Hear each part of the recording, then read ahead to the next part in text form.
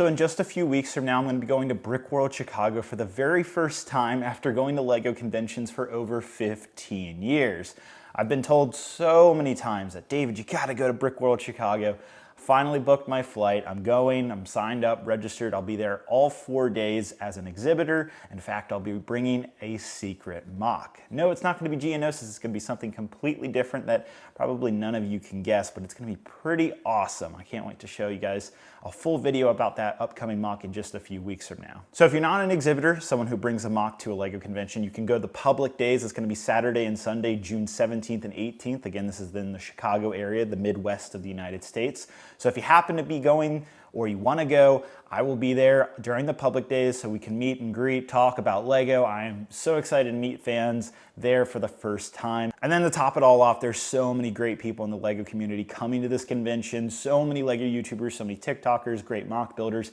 It is gonna be a heck of a weekend. I cannot wait. Rich Boy Jay, the Brick Whiz, even Forest Fire 101 is going to Brick World Chicago, so we're gonna have a great time. But that's not even everything I wanna cover in this video today. I also wanna address that just in a few days from now, I am going back to school after 4 years of graduating with my bachelor's degree. I'm going into a master's program for mass communications. I talked about this in my most recent Geonosis video, but it is very nerve-wracking. And then on top of that, I'm super excited and super scared that I won't be able to meet the content that I need to put out on YouTube, but I still believe I'll be able to balance it all. So bear with me. That starts in just about a week from now, right before Brick World Chicago. It's funny, I go back to school and then I immediately go to this crazy LEGO convention, and then we have summer reviews coming up. We got Geonosis to finish. A lot's gonna happen throughout the summer of 23, so I'm really excited. So I don't have a Q&A series like a lot of other YouTubers have, so I'm gonna take the opportunity to answer some fan questions that I asked on the community tab. So let's see what you guys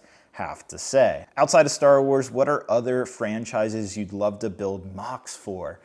So prior to Overwatch kind of crashing and burning with Overwatch 2, especially the fact that they just got rid of PvE, that is so disappointing that they're not going to be doing that anymore. But I really did want to make a big Overwatch MOC when the first wave of Overwatch 1 sets were launched. So I believe we got only like 2 waves of sets, and then we were supposed to get like an Overwatch 2 wave, but that obviously didn't happen with everything going on Blizzard. But I would have really liked to make an Overwatch MOC. I think that would have been really fun. There's a lot of great colors in that game that would just pop out with LEGO, and LEGO made some great sets based on the game, so it's still out there. Obviously, I have all the Overwatch sets. I could still make a MOC, but I don't feel like it'd be as relevant since the game has like died so much. Maybe if Overwatch 2 kind of becomes, big again, then I might make a MOC around that. So we'll just see, time will tell. Do you keep all the sets you review, and how do you manage space if that's the case? So yes, LEGO does send a lot of the sets that I review on the channel, almost all of them. And this might be a good opportunity to say that while I do get free LEGO sets from LEGO, and I appreciate that, I'm still very much spending almost all my expendable cash on LEGO, specifically on parts to build the MOCs that I do on the channel, the Jedi Temple, Geonosis, Crate, Scarif, all the previous MOCs, like those cost tens of thousands of dollars to build. So by freeing up my cash flow from buying LEGO sets, I can put that into parts. And so hence why you've seen Geonosis and the Jedi Temple being such large-scale MOCs, is because I don't have to spend as much money buying sets to review on the channel. Instead, I can put that towards my MOC. So it really benefits my channel specifically in terms of what I do for content. So I am very thankful for LEGO sending so many review copies over. That is extremely courteous and nice of them. But believe it or not, I still actually do buy LEGO sets. I bought multiple UCS gunships. I'm absolutely going to be buying multiple of that rumored UCS vendor later this year. Probably going to buy a few of those Coruscant Guard gunships. Well, that's a whole nother video. Now, in terms of managing space with my LEGO collection, right now I'm actually starting to store LEGO sets in big, giant, 50-gallon bins, just giant clear bins, so I can see what sets are in there if I need to go grab it. I don't like taking them apart. That is something I did last year, and I've realized it's a bad idea, because if I need the set for something, maybe I need a comparison to review, or I need it for a MOC, then I have to go rebuild it, and that's time consuming. And it's all about time management, really, especially if you're running a YouTube channel full time. Another thing I want to update you guys on is I did start a LEGO podcast with my friend Aaron, 327 Bricks. We've been working very hard about trying to keep that up to date, talking about LEGO Star Wars news, just honestly LEGO news in general, our thoughts on the LEGO community, just tons of great conversations are being had on the Bricks cast. So make sure you go down below. There's a YouTube channel link so you can subscribe to the channel. And then it's also on pretty much anywhere you can find a podcast, so that's Apple Podcasts, Spotify, all the others. So just search Brickscast. We're having great conversations. Definitely go take a listen if you're building a Lego set or you're organizing your collection. It's something great to put on in the background and hear what I have to say, as well as Aaron. And we have also been having guests on. We had Jay on a few weeks ago, and we hope to have other Lego YouTubers or Lego community members on the podcast in the future. In fact, we're going to be recording another episode during Brick World Chicago, so we might have a third person join in for that. So make sure you definitely subscribe to the YouTube channel down below. Oh, this one's good. Will Utapau be your next MOC diorama? Is that what those 212th clone troopers are for? So just a few weeks ago, I did make a video showing me building a 212th clone army, utilizing that magazine polybag where it was a 212th clone trooper for the month of March, I believe. Shout out to Aaron for helping me get so many of those. I think I ended up getting a couple hundred, built about 200, 250, I think, and I do plan on using those for a MOC. And no, it's not Utapau, so you gotta keep guessing. Is there a MOC you wish you could build but can't because of limitations? Yeah, there's a lot of those in Star Wars. I felt like Camino for the longest time was almost impossible to build because it's all on it's an entire city on stilts basically, and engineering wise that is extremely hard to build. But Rich Boy J right now is working on an amazing Camino MOC. I actually think he's also going to be bringing it to Brick World Chicago.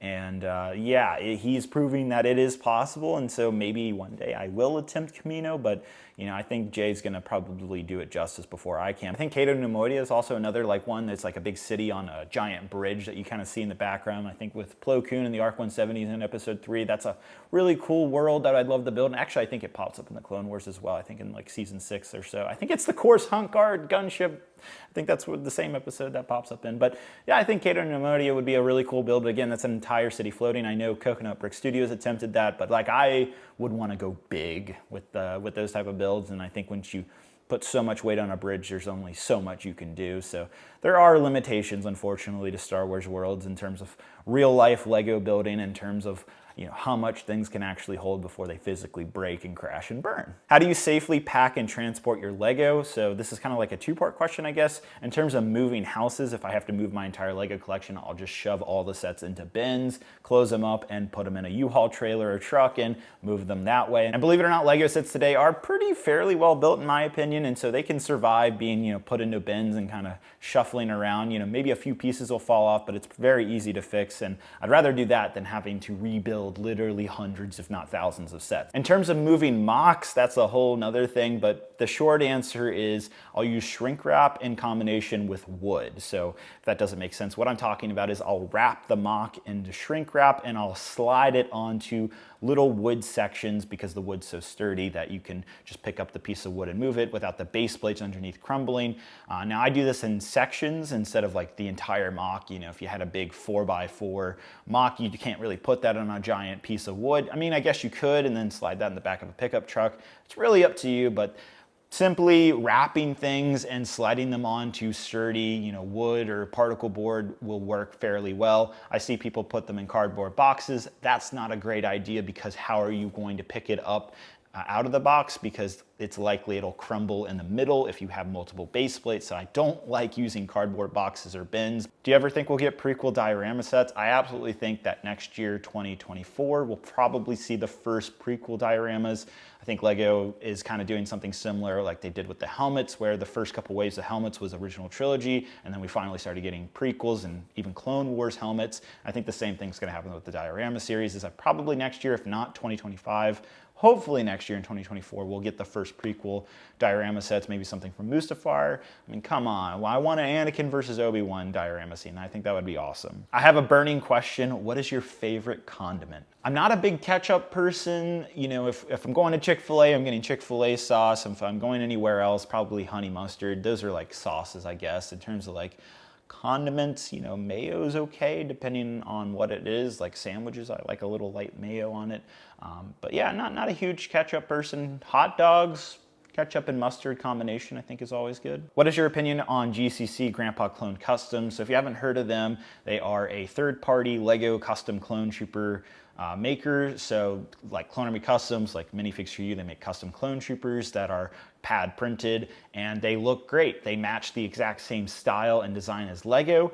Now, me personally, with my background in Minifigs For You, I think that's very on the line, on the nose. Lego might get upset with GCC. Now, they're based in China, so it's very unlikely that there'll be any type of lawsuit to close down their business, but I will never forget that back in 2012, Minifigs For You got in major trouble with Paramount Pictures for doing Legend of Korra minifigures, and that was a huge thing. I've seen other, custom makers like Citizen Brick get in trouble with like the Breaking Bad set. For those of you who don't know, they made a really awesome Breaking Bad Lego set. It was a third-party set. It wasn't made by Lego, but people thought it was, and there was a huge, lawsuit from AMC and all that. This stuff can happen, and so that's what I'm kind of worried about with GCC. So time will tell. I love their work. I hope they keep on making great clone troopers, but I do think they are playing a fine line by using the exact same design as Lego. List the Star Wars movies from best to worst in your opinion. My favorite is Return of the Jedi. I think I actually have a list on my phone. 1 second. All right, so at number 1, I have Revenge of the Sith, 2, Rogue One, 3, The Force Awakens, 4, Empire Strikes Back, 5, The Last Jedi, 6, Return of the Jedi, 7, A New Hope, 8, Attack of the Clones, 9, Solo, and 10, The Phantom Menace. Honestly, this is a list I made back in 2019. I'd probably put Phantom Menace a little higher. I'd probably take down maybe A New Hope a little bit. I know it's very controversial to say that The Last Jedi is number 5. I actually did like that film a lot, hence why I made Crate. I still can't forgive the Canto Bight scene, but for the most part, I did really enjoy The Last Jedi. Honestly, for me, it's just a tie between Rogue One and Revenge of the Sith as my favorite Star Wars movies. I think Rogue One continues to just live on in a really positive light from the Disney Star Wars era. Revenge of the Sith was amazing, and I still look back fondly of that movie. At the end of the day, everybody has a different opinion about what their favorite Star Wars film or worst favorite Star Wars film is, and it's up to you guys. That's just my personal opinion. How many Lego sets do you have now? Probably a couple thousand at this point. I mean, with the battle packs over the years that I've purchased, all the sets in the last, 5 years alone, I have multiple waves of Star Wars and even Harry Potter most recently. Lego's been sending over a lot of those 18+ sets, and it's just building and building and building.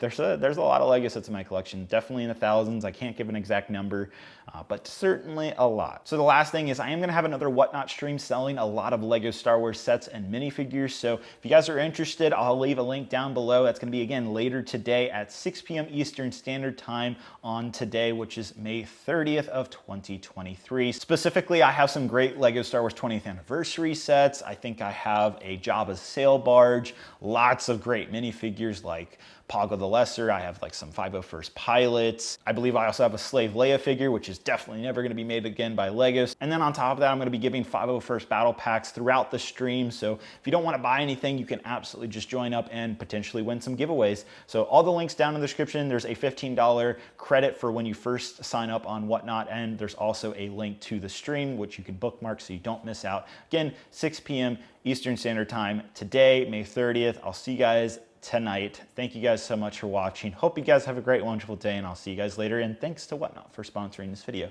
Bye-bye.